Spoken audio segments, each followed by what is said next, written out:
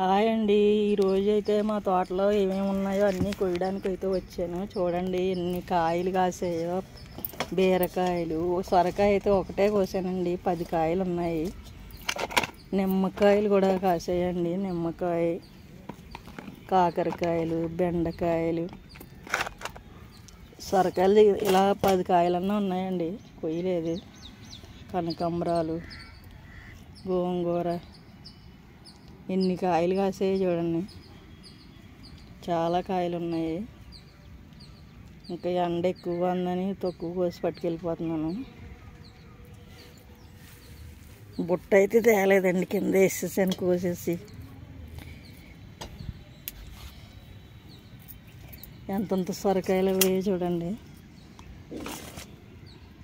సాయంత్రం చల్లగా అయిన తర్వాత ఉన్న కాయలన్నీ కోస్తామండి. ఇప్పుడు ఒక కాయ కోసాను, పక్క వాళ్ళు కావాలన్నారని.